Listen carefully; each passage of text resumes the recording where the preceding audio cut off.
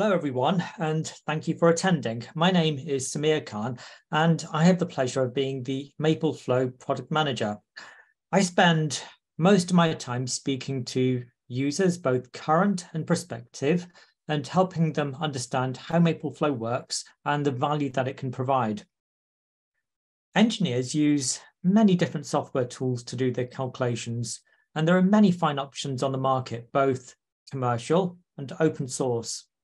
And each has its own unique and compelling design features. Today, we're going to spend some time talking about why you would want to use Mapleflow instead of one of its closest commercial competitors, Mathcad. This webinar is being broadcast live in March of 2023, and as of the time of recording, the current version of Mapleflow is Flow 2022. But in this webinar, you will see a few features that will be in the new version we're releasing in a couple of months. So if you want to get your hands on those new features, hold on tight. Flow 2023 will be released soon. We'll start with a brief walkthrough. After the walkthrough, I want to emphasize features where Flow has an advantage, an edge over its competitors. I'll touch on symbolic math, numeric maths.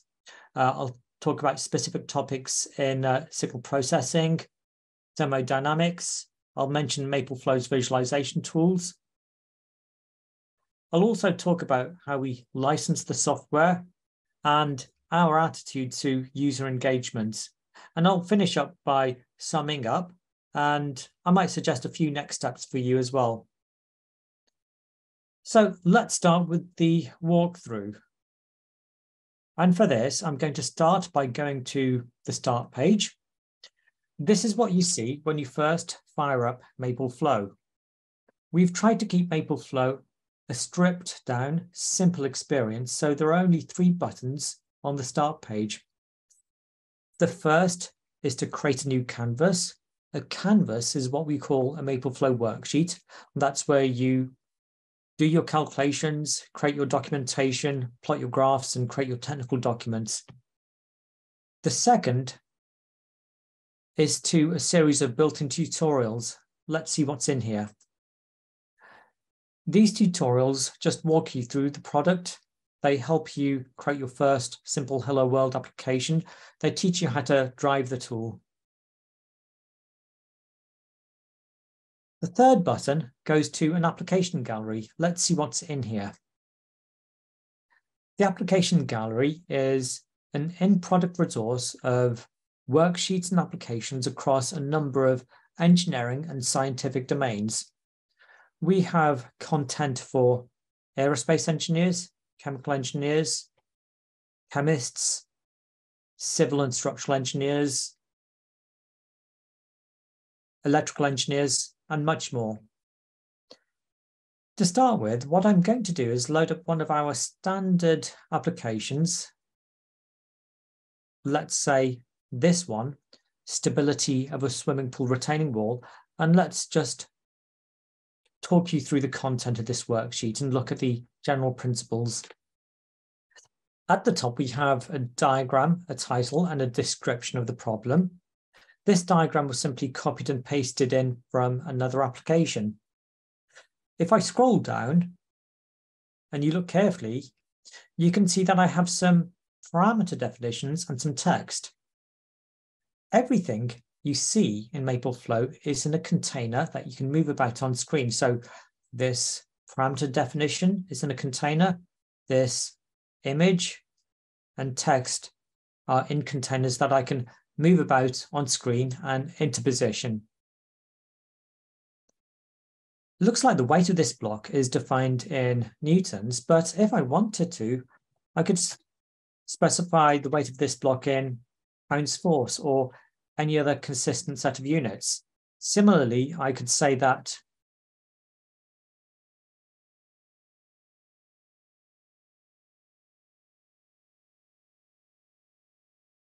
this height is in inches, and Mapleflow does all the unit conversion for me. If I scroll down, you can see equations that I've entered into Mapleflow in natural mathematics notation. So these equations are very readable. They have Greek letters, overline division. These looks like the equations that you would write down on paper. So here's a result. This result is giving me a total height in meters. If I wanted to rescale this to another unit, that's simple enough to do. All I need to do is change this unit here. So all I've done is cursor into this unit, delete it, type in the unit I want and press enter. And there we go. It's converted that result from meters to feet. As I scroll down, I can see a design check at the very end. One thing I might want to do is check what this document looks like when I print it out. If I select this option, Print Extents, this places horizontal and vertical dashed grey lines across my interface. So these delineate my chosen page, taking into account the page size, the size of the margins, any headers and footers. So when I print this worksheet to a PDF or to hard copy, what you see is what you get. It's a faithful reproduction of your original Mapleflow canvas.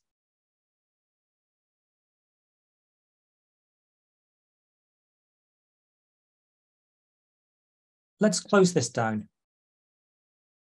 And let's go back to the application gallery, and I want to show you one other worksheet. Let's try this one. So again, I have a title, a description, and a diagram of the problem. Again, I have some parameter definitions. What's unique about this worksheet is that there are sections in this worksheet. So if I want to expand and collapse those sections, all I need to do is double click on this section line. Let's double click on that section line as well. Those sections are collapsed. Let's collapse this section. And at the very bottom, I have the results of my application, which is a polar plot. Let's expand the parameter section so you can see the parameters and the polar plot on the same worksheet.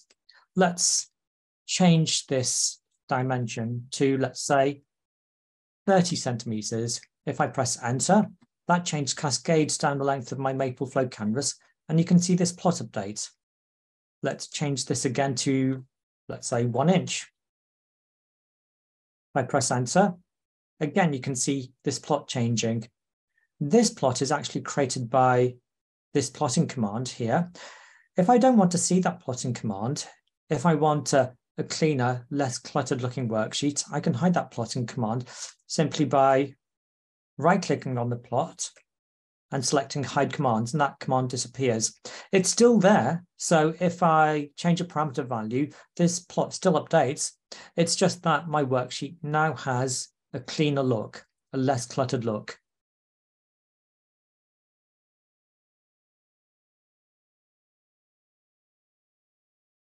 Let's try doing a few simple things from scratch now on a new worksheet, just to give you some sense of what the new user experience is like.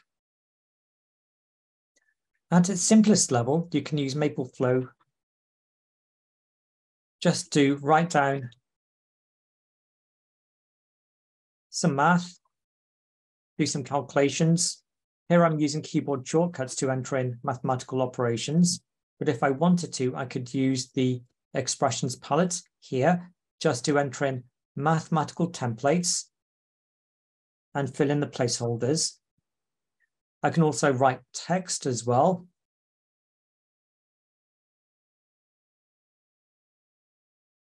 And in a similar style to Word, I can format text with this series of toolbars, or I can apply different styles to text. I can also define parameters in my Mapleflow canvas. So here I've defined Y, and let's do a few simple calculations. Now, in any given Mapleflow canvas, you might have 100 definitions, maybe even 200 definitions of various parameters, functions, matrices, and more. You can actually use the variables palette to keep track of all the quantities that you've defined. So if I click right at the very top, the variables palette is blank. That's because I haven't defined any parameters at this point. If I click here, you can see that Mapleflow knows what the value of X is. If I click at this point, you can see what the value of Y is here. So the variables palette is a really convenient way of keeping track of all the definitions you've made at any point in your worksheet. If I change a parameter value, you can see that change cascades immediately down the length of your Mapleflow canvas and all of your results updates. A Mapleflow worksheet does read like a page from a book. It goes from left to right, top to bottom. So if I take this definition of Y and move it to this point, well, this doesn't know what Y is anymore. So it's left as an unassigned name. If I move it back up, there, this knows what Y is now. Mapleflow is built on top of the Maple programming language, so you can use all of the functions, mathematical features in the Maple programming language to do your analysis. I'll go through some of the functionality later, but this is a quick example. So if z plus log z is equal to 3, then z is about 2.2. I can assign the result of this to z. And as soon as I do that, you can see z being populated in the variables palette. And I can use this downstream in my computations. I can also work with units. So I could define a length of 3.4 meters, another length of, let's say, 5 feet. Here I'm using keyboard shortcuts to enter in units. I could also use the units palette here if I simply want to point and click. All I do is pick a dimensionality and then pick the appropriate unit I want. So once I've defined a couple of lengths, I can add both of those together, hit equals, and Mapleflow gives me the result in the default unit of the unit system I'm in. So I'm currently set up to output results by default in SI units. I can select this option, FPS, and all my results will be converted to the FPS, or American Customary Unit System. Or what I can do is manually change units. So I could delete the unit there and type in the unit I want. Let's say I want to convert that to furlongs. That's simple enough to do.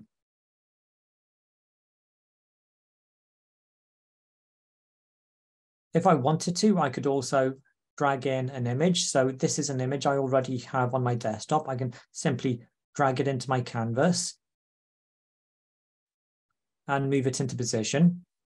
If I wanted to fine-tune the layout of my worksheet, I could insert a section that I can expand and collapse at will. I can also insert manual page breaks to help me fine-tune the creation of my document. And of course, if you want to see what this worksheet looks like when you print it out, all you need to do is select this option, View Print Extents.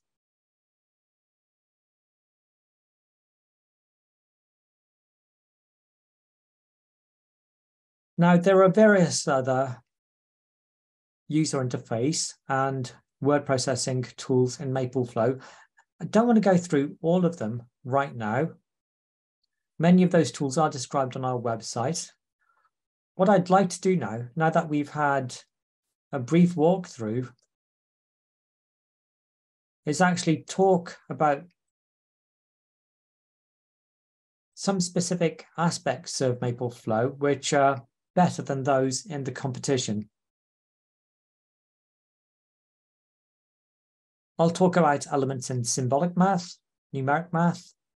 I'll talk about specialized tools for signal processing, linear systems analysis, thermodynamic data. I'll mention the plotting tools, and I'll talk about the resources we have in the product and on our website. But first of all, let's fire up this worksheet. Let's talk about Mapleflow's tools for symbolic maths. As I said earlier, Mapleflow is built on top of the Maple programming language, so you have access to all of the powerful symbolic math solvers in the Maple programming language. There are tools for solving and rearranging equations, solving differential equations symbolically, substituting, simplification, factorization. There's lots there. I just have a few examples here which demonstrate a little bit of the power in the Maple programming language. So you can solve and rearrange equations. This is actually a diode equation for a photovoltaic diode. If you look carefully, the forward voltage, or I subscript F, is both inside and outside the exponential. So I can't rearrange this equation to give me an explicit expression for the forward voltage using standard mathematical functions. I have to use what are known as special functions. These are typically advanced mathematics functions, which you don't typically encounter in normal undergraduate courses. You usually have to get to high-level mathematics courses to encounter these functions. Mapleflow actually has a full implementation of special functions.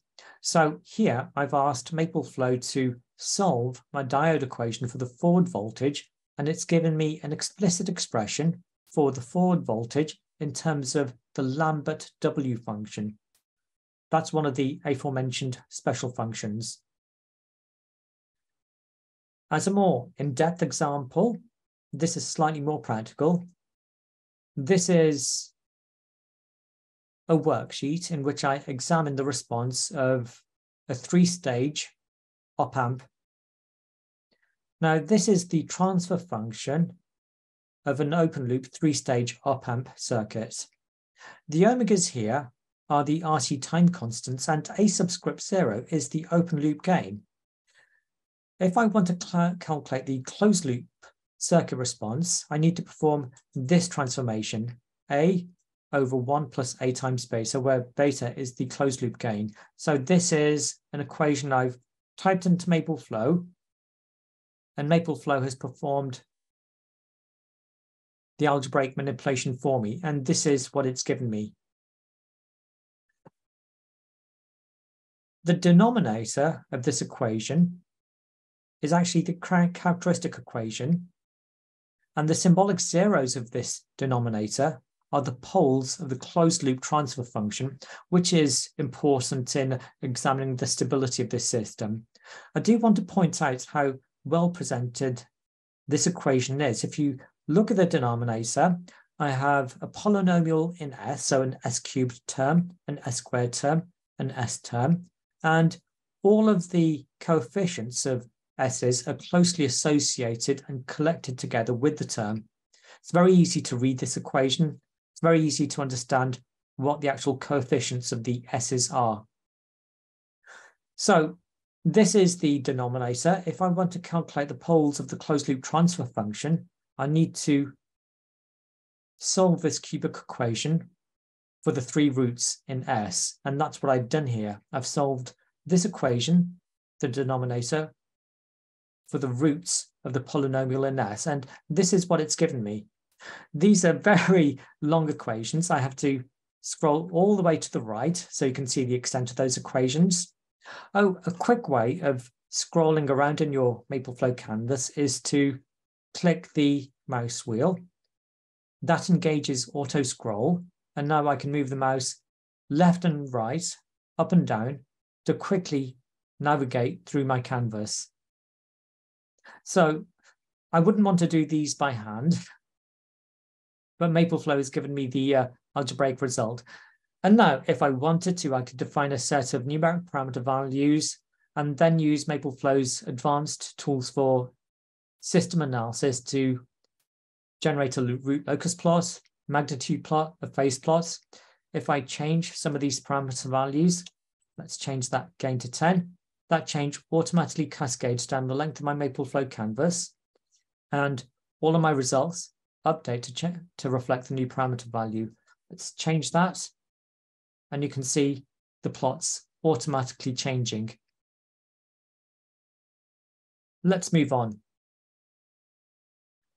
There's a wide variety of other tools for substituting one algebraic expression into another, calculating symbolic limits, simplification. One of the hallmarks of the Maple programming language is the strength of the symbolic differential equation solvers.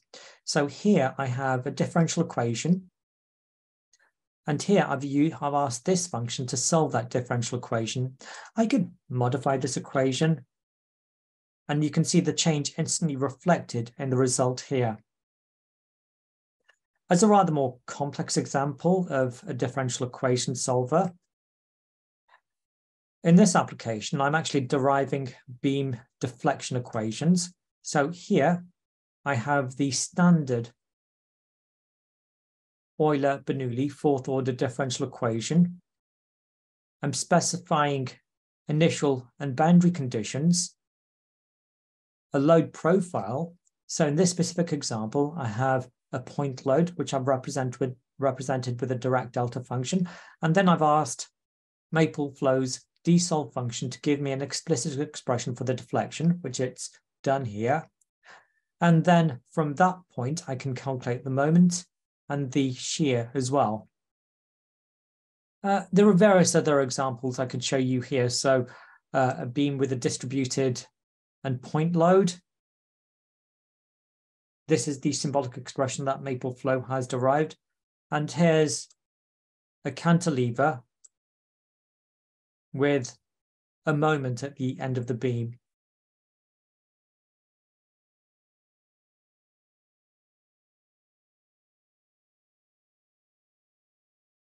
So there are various tools for symbolic integration and differentiation as well. So this is a simple integral. If I wanted to, I could differentiate an expression as well. So let's just do that quickly. As soon as I hit equals, Mapleflow gives me the result. It's as simple as that. Now, there are also tools for more advanced symbolic analysis. So there are actually tools for symbolic statistical analysis as well. So here I've defined a probability density that follows a Weibull distribution with a shape and scale parameter of A and B. And here I've asked Mapleflow to give me the symbolic expression for the kurtosis of the Weibull distribution. Similarly, I could ask Mapleflow to give me the skew of this probability distribution. So here I'm just using command completion to select the appropriate function. I do use command completion a lot. It helps me to rapidly navigate through all of the functions available in the Maple programming language. So there's the skew.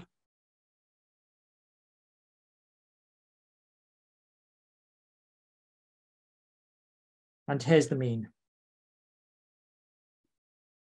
I could actually play about with different probability distributions as well. So I could change this for a normal distribution with a mean and standard deviation of A and B. Or I could change this to a binomial distribution. And all of these quantities get updated instantly. Now, there are many more symbolic tools I can talk about in Mapleflow, but let's put that to one side and let's talk about some of the numeric tools where Mapleflow has a distinct advantage over competitors. I think I've already shown you this function, fsolve. It's a very powerful numeric equation solver. You can solve single equations or groups of equations numerically for the unknown values. This is a rather more complex example. Here, I'm analyzing the performance of a chemically propelled rocket. So specifically in this application, I'm calculating the adiabatic flame temperature and the composition of the combustion products, the pressures and temperatures in the throat and the exit, and the theoretical rocket performance. So quantities like the impulse, the sonic velocity, the characteristic velocity. There's lots in this worksheet, and this does warrant a whole presentation in itself. So I'm simply going to skim through this very quickly. So in the first part of the worksheet, I extract thermodynamic data. So quantities like the molecular weights, specific heat capacities, enthalpies, and these are all extracted from Mapleflow's library of thermophysical data. So let me just scroll down. I then define some constraints on the equilibrium composition. I then define an equation which gives me the Gibbs free energy of the combustion product. I then define some equations which give me the Lagrange multipliers of the system. And if I scroll down further, you'll see that I've collected together all of these equations, and I think there are 20 in total. I specified numerical estimates for all of the unknown values, and then I've asked the fsolve function to solve my equations given my estimates. And let's see what those solutions are. Oh.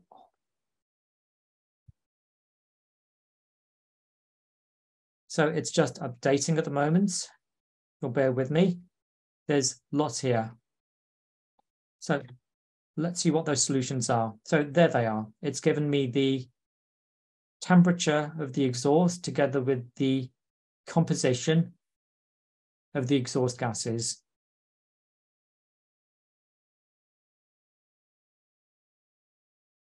So moving on,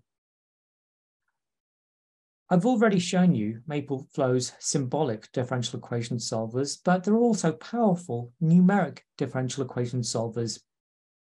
You might have linear or non-linear ODEs, you might have PDEs, you might have differential algebraic equations or differential equations with events. So here I have a simple example where I've asked dsolve to give me a numeric solution.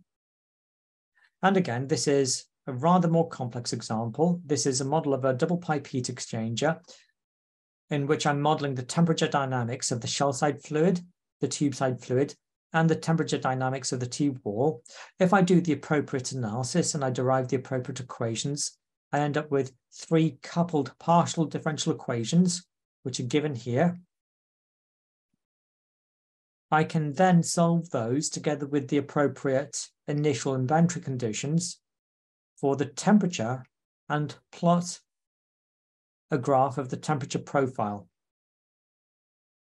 If I wanted to, what I could do is capture some of the content in this worksheet in a section. So let's just capture all of the equations and the analysis in a section. Let's collapse that. So now I'm left with the parameters and a graph, and now I can change any of the parameters, let's say the length of the heat exchanger, and that's automatically reflected in this plot. And again, if I wanted to, I could hide this plotting command here just to give this worksheet a cleaner look.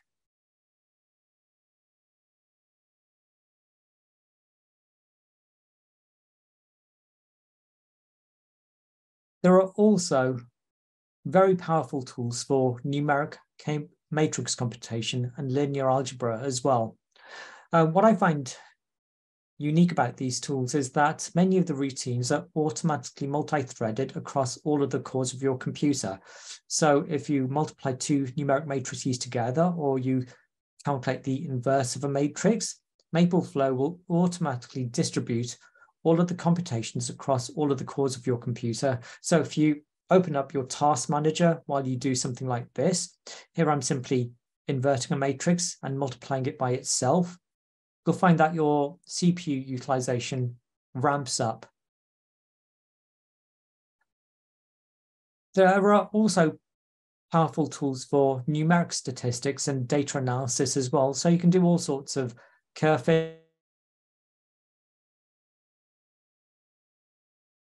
fitting. I'm importing a data file. Let's see how many elements there are in this data file.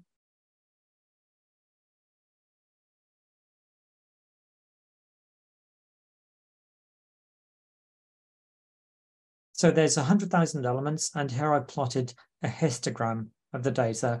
It looks like it follows some kind of probability distribution. Here, what I've done, I've used Mapleflow's tools for maximum likelihood estimation to predict the mean and the variance of a normal distribution that best follows or best fits this data. I guess what I really want to do is actually plot this histogram against the probability density function using this mean and variance. Let's see if I can do that. So I've just created some more white space in here. I'll call that probability density function f, and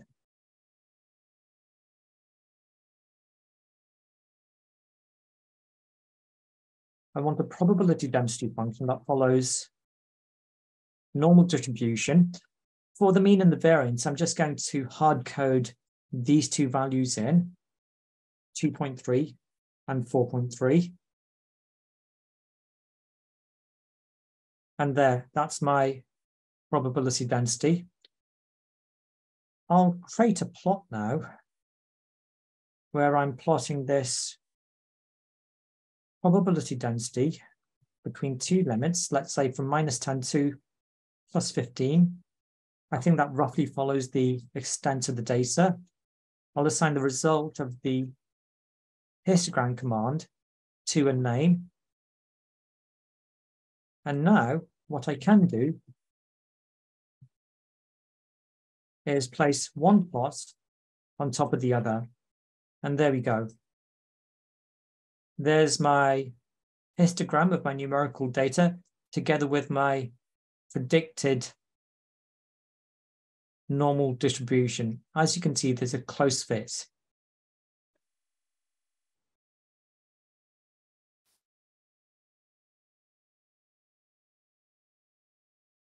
Let's close that down.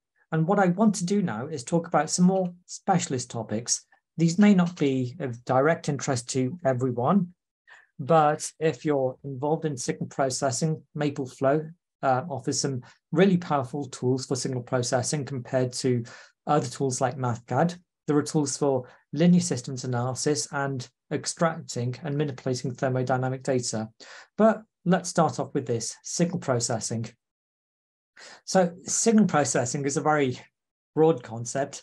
It's used by many different types of engineers, electrical engineers, mechanical engineers studying vibrational test data, geotechnical engineers analyzing seismic data. There are lots of tools in Mapleflow for analyzing signals and doing data analysis.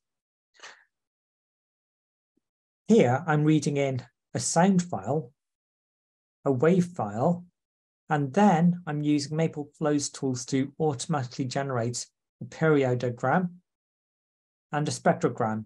So the frequency characteristics of this audio file together with the time frequency characteristics of this audio file. I think I have another audio file here as well. I think it's called this. If I press enter, Mapleflow reads in the new audio file, and you might have seen these two plots update to reflect the content of this audio file. What I can do now is do some signal processing, some filtering on this audio file. There are many different tools I can use in Mapleflow. This is just a simple example where I'm applying a Butterworth filter with a cutoff frequency of 2000 Hertz to this audio file, and I'm plotting the periodogram and the spectrogram of the audio after filtering. If I change it to this cutoff frequency to 4000 Hertz, you should see the appropriate changes in the periodogram and the spectrogram. Let's change that to 2000 Hertz. And there we go. And of course, what you could do is write the filtered audio file out to a WAV file as well. There are many other signal processing tools in Mapleflow for dealing with regularly spaced data, irregularly spaced data, windowing, signal smoothing, upsampling, downsampling. There's lots there for you to work with. But let's move on. There's also a whole suite of tools for analyzing the stability of linear systems. And I might have shown you some of these earlier, But here I've defined a transfer function, so a rational polynomial in S, and here I'm automatically plotting magnitude plot and a phase plot. Let's try generating a root locus plot.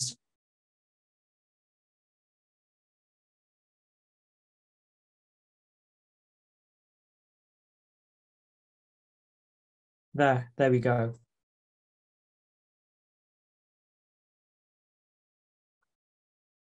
And just for good measure, let's generate a Nyquist plot as well. So here I'm also calculating the phase margin. If I wanted to, I could extract the gain margin as well to the system. And of course, if I alter this transfer function, those changes are immediately reflected in all my plots, all my analysis. I'm not just restricted to specifying linear systems in the form of transfer functions. I can also specify state space models, differential equations, zero pole gain models as well. Just for completeness, let me show you a state space system. This is simple enough to do. And just for a change, I'm going to specify symbolic values for the coefficients of that state space system. And now that I've done this, I can extract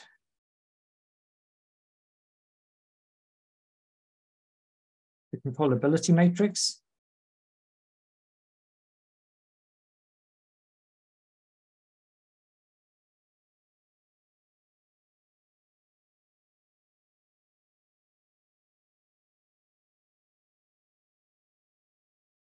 The characteristic polynomial, and more. I guess I could add more coefficients to this state space system, make this slightly more complex. And those changes are immediately reflected in all of the results.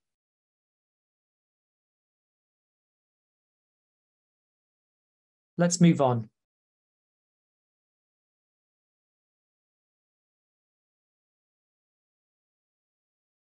Another aspect of Maple that far exceeds its competitors is the amount of technical and scientific data that we've built into Mapleflow. There's a whole suite of tools for extracting scientific constants and chemical and isotope data within Mapleflow. There's also a suite of tools for extracting thermodynamic data, thermophysical data, atmosphere models, and more. And here I have a few examples of the type of data that you can extract. So again, here I have a couple of simple examples. Here I'm extracting the enthalpy of ethanol using a temperature of 300 Kelvin and a pressure of 1 bar as states. I'm not just restricted to the enthalpy, there's a whole bunch of other quantities I could extract, such as the molar heat capacity, the entropy, the density, and so on. I've used temperatures when I've been I've used units when I've specified my states. So here I have a pressure of 1 bar. If I wanted to, I could specify a pressure of, let's say, 12 psi instead. And I'm not just restricted to using temperature and pressure states. I could use any two independent states. So to calculate the molar heat capacity, I could use temperature and entropy as states. Let's specify an entropy of 10 joules per kilogram Kelvin. And there we go. And of course, if I wanted to rescale the output units, I could do that as well, simply by deleting my existing units, typing the unit I want and pressing enter, and it does all of the unit conversion for me. So this was a pure fluid. I've just used ethanol. There are many more pure fluids. I can also extract the properties of fluid mixtures using standard thermodynamic mixing rules as well. So here I have a 50-50 molar mix of ethanol and methanol, and I've extracted the enthalpy of the system. Let's add another fluid into this system. Let's add some water. So I've reduced the amount of methanol by half, and I'm making up the rest with the water.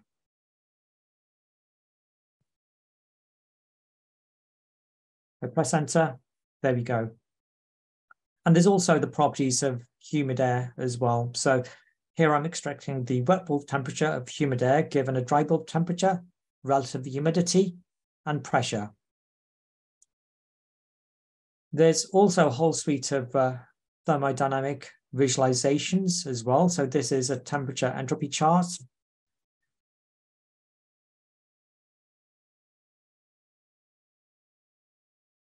Here's a psychometric chart.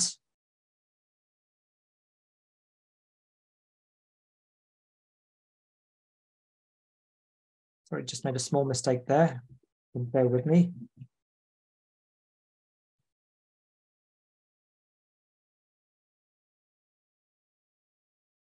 Right, I'm not sure what's happening there, but let's move on. You can also generate standard psychometric charts as well. Pressure enthalpy charts, and all of these are just standard maple plots. So you can place lines, shapes, and other graphical primitives on these charts to indicate, say, the flow of a thermodynamic process. And there's also a library of built-in standard atmosphere models as well. So I think it uses the US standard atmosphere by default, but there are also other standard atmospheric models. So this is the density of air at an altitude of 10 kilometers. I could also calculate the speed of sound, viscosity, and other quantities as well.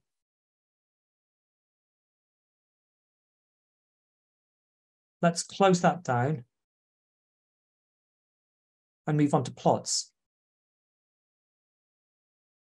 I've already shown you a few plots in MapleFlow, and these are worthy of an hour-long presentation in of themselves. There's many different plot types in MapleFlow, including 2D plots, 3D plots, contour plots. There are specialized plots for engineering. You can also build your own completely customized plots as well. So this is a ternary plot of the color of gold, silver, copper alloys, and the color of each point represents the color of that gold, silver, copper alloy. If you click inside a plot, you can use the context bar to interact with that plot. So you could rotate the 3D plot. You can use a tracing tool to pick off XY values and more.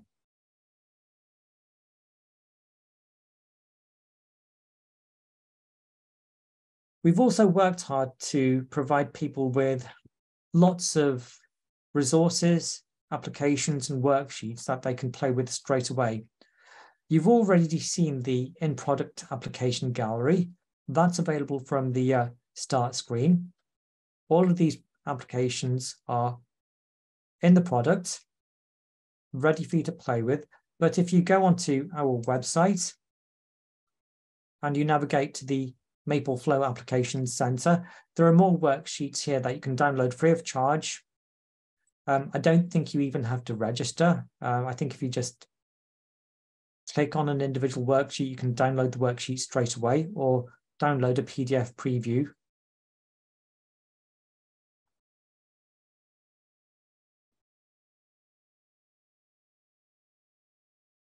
And on other parts of our website, there are various demo videos, tutorials, and other resources for you to explore as well.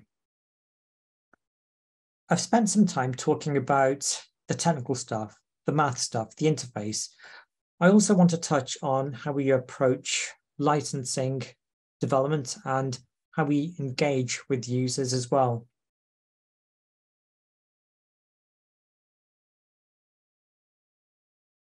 So we offer two different types of licenses, both perpetual licenses and subscription licenses. Perpetual licenses are yours forever. They're not going to time out, but you can also purchase subscription licenses on a yearly or a 6-monthly basis. Optional maintenance and upgrades are available on perpetual licenses, and there are also various pricing levels for commercial, academic, personal, and student options. Our development plan for Mapleflow actually stretches in terms of decades. We have a 40-year plan for Mapleflow. So we imagine that young engineers who have just joined industry, they might start off their career using Mapleflow. They might develop content using Mapleflow that they use continuously throughout their career, and they end up becoming senior engineers also using Mapleflow as well. So our roadmap really does it can be measured in terms of decades. We have 3 releases a year, and each of those releases, if you look at our historic releases for the past 2 or 3 versions, there's been a lot in each release. So new features, enhancements, and more. This year, in 2023, the new features will, the new releases will be in May, followed by August and November. That's what we're planning. We also encourage everyone to talk to us. The only way that we can do our job properly and develop software that you want to use is by talking to us. Let us know what you want, what you like about the product, what you don't like about the product, and the direction that you want Mapleflow to go in. So everyone can email me directly at mapleflowpm@maplesoft.com. That's mapleflowpm@maplesoft.com. If you're a more significant licensee, if you purchase more licenses, you can actually have a direct line to the development team. You can actually talk to the people writing the code. You can also engage with the senior executives and the CEO of the company as well. And of course, we encourage everyone to give us their suggestions and influence the roadmap.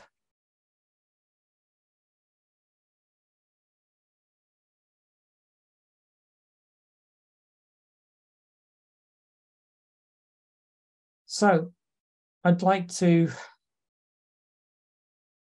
end by summing up and making a few suggestions about what your next steps could be.